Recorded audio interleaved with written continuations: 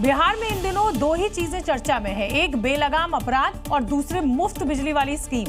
जी हां, नीतीश सरकार ने बिहार की जनता को चुनावी सौगात देते हुए 125 यूनिट बिजली फ्री करने की घोषणा की है। लेकिन सवाल यह है कि जो नीतीश बिजली मुफ्त में ना देने का ऐलान कर रहे हैं, विधानसभा से भी ऐलान कर चुके थे, अचानक उन्होंने यू टर्न कैसे ले लिया? बत्ती जलने से बिहार में अपराध का अंधेरा कम होगा? क्या नीतीश कुमार ने इसीलिए अपने बयान और विचार से पलटी मारी है? बिजली कभी मुफ्त में नहीं देना चाहिए, कम दर पर देना चाहिए, लेकिन मुफ्त नहीं देना चाहिए। और एक बात मैं कहूंगा, बहुत लोग बोलते हैं मुफ्त में, इससे बढ़कर के कोई दूसरा गलत काम हो ही नहीं सकता। नीतीश कुमार पलटी मारने में यूं ही माहिर नहीं कहे जाते, यही तो उनका अंदाज है। हालांकि मुफ्त बिजली पर बिहार की राजनीति एक बार फिर चमक उठी है। मुख्यमंत्री जी का बिहार की जनता को बड़ा उपहार, लगभग 1,86,00,000 घरेलू उपभोक्ता में 1,67,00,000 उपभोक्ताओं का बिजली 125 यूनिट तक शून्य रहेगा। मास्टर स्ट्रोक नहीं, मास्टर स्ट्रोक नहीं की, किसी और मास्टर से आप लिया गया ये स्ट्रोक है। खैर, राजनीति से इतर जनता को जरूर इससे फायदा मिलने वाला है। सभी बीपीएल धारक परिवारों को 125 यूनिट फ्री बिजली मिलेगी, यानी 700 रुपए हर महीने का फायदा। राज्य के करीब 1.67 करोड़ लोगों को इसका फायदा होगा। लेकिन सवाल वही, कल तक जो नीतीश मुफ्त के खिलाफ थे, आज मुफ्त की चाल चलना क्या चुनावी मजबूरी है या फिर रणनीतिक मास्टर स्ट्रोक? कैराना सांसद इकरा हसन और सहारनपुर एडीएम के बीच हुए विवाद में अखिलेश यादव की भी अब एंट्री हो गई है। अखिलेश यादव इस घटना के सामने आने के बाद बेहद नाराज नजर आ रहे हैं। उन्होंने इसे महिलाओं की अस्मिता से जुड़ा मामला माना है और इस घटना को लेकर तीखी प्रतिक्रिया भी दी है। अखिलेश यादव ने इकरा का एक वीडियो पोस्ट कर लिखा, जो सांसद का सम्मान नहीं करते वो जनता का क्या करेंगे। दरअसल सपा सुप्रीमो ने न सिर्फ यूपी के अधिकारियों की कार्यशैली पर सवाल उठाया है, बल्कि बीजेपी की बेटी बचाओ बेटी पढ़ाओ से भी मामले को जोड़ दिया है। गौरतलब है कि कैराना सांसद इकरा हसन ने सहारनपुर एडीएम पर गंभीर आरोप लगाए हैं। इकरा हसन ने कहा कि जब वो एक नगर पंचायत अध्यक्ष के साथ एक शिकायत लेकर एडीएम के पास पहुंची थी, तो पहले तो एडीएम मिलने ही नहीं आए और जब मिले तो उन्हें गेट आउट कह दिया। अधिकारी इस तरीके से दुर्व्यवहार करेंगे, बेलगाम होकर व्यवहार करेंगे तो फिर कोई फायदा ही नहीं है। हम कैसे महिलाओं को आगे बढ़ाएंगे? दूसरी ओर एडीएम संतोष सिंह ने इस पर सफाई दी है। जो उन्होंने शिकायत में कहा होगा कि गेट आउट शब्द का प्रयोग किया गया, ये पूरी तरह से बिल्कुल ही निराधार है। अब कौन सच बोल रहा है और कौन झूठ, ये तो पता नहीं, लेकिन देखना ये है कि एक जनप्रतिनिधि और एक अधिकारी के बीच हुआ ये विवाद किस मोड़ पर पहुंचता है। सियासी मोड़ तो इसने ले ही लिया है। मुंबई में मराठी के नाम पर एक बार फिर गुंडागर्दी की गई और इसका आरोप है एमएनएस कार्यकर्ताओं के ऊपर लगा है। पहले मारवाड़ी दुकानदार को पीटा, फिर उससे माफी मंगवाई और सड़क पर फिर उसका जुलूस भी निकाला। पहले तस्वीरें देखिए। हा एक मारवाडी आहे, इकडे दुकान आहे याचं, लक्षात आलं काय? त्यांनी स्टेटस टाकला होता की मराठी माणसाला। दावा किया जा रहा है कि एमएनएस के कार्यकर्ता हैं जो इंसाफ के नाम पर कानून हाथ में ले रहे हैं और वजह एक सोशल मीडिया पोस्ट जो मारवाड़ी दुकानदार ने मराठी समुदाय के खिलाफ की थी, जिसे लेकर के एमएनएस के कार्यकर्ता इतना भड़क गए। फिर क्या था, उन्होंने उसे दुकान से खींचकर बाहर निकाला, उसकी पिटाई की। इस दौरान ऐसे शब्दों का इस्तेमाल किया जिसे सुनने से पहले आपको हेडफोन लगाना पड़े। आरोप है कि दुकानदार को सरेआम सड़क पर घुमाया गया, गर्दन पकड़कर बाल खींचते हुए, मानो ये मुंबई की नहीं किसी गिरोह की अदालत हो।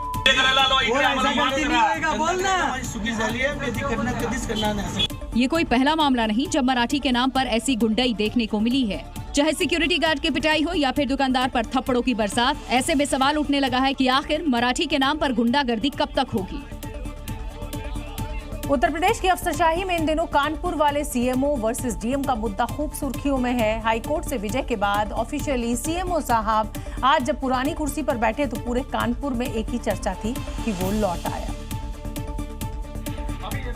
लेकिन सीएमओ साहब की ज्वाइनिंग से ज्यादा चर्चा में है चरण वंदना। जरा इन तस्वीरों को देखिए।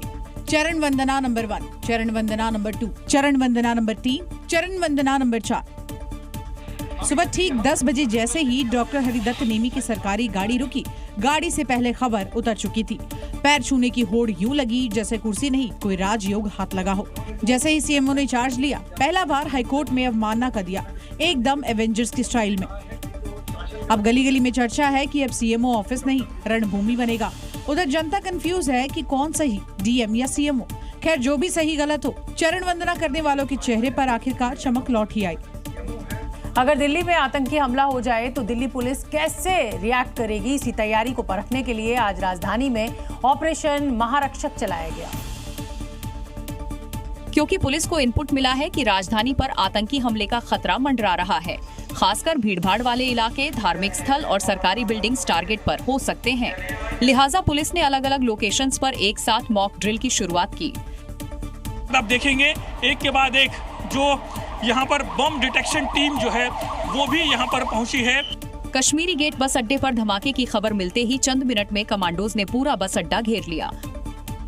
लगातार अगर आप देखेंगे कि यहाँ पर एक पूरा जो दिल्ली पुलिस का स्टाफ है, जो कमांडोज हैं, वो यहाँ पर पहुँच रहे हैं और अब यहाँ से ये पूरा स्टाफ जो है, जो पूरे कमांडोज यहाँ से जाते हुए एक के बाद एक।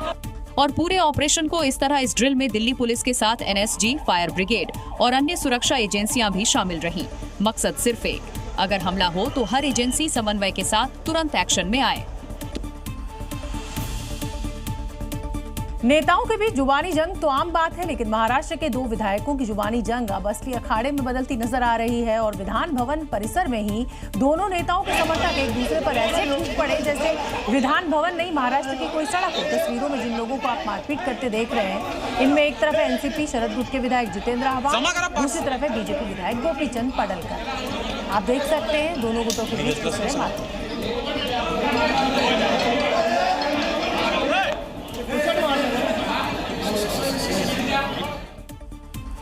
उत्तर प्रदेश में शहर शहर बुलडोजर एक्शन से अवैध अतिक्रमण करने वालों में हड़कंप मचा हुआ है। बीते 24 घंटों में उत्तर प्रदेश के तमाम जिलों में प्रशासन ने अवैध कब्जों पर बुलडोजर चलाया है।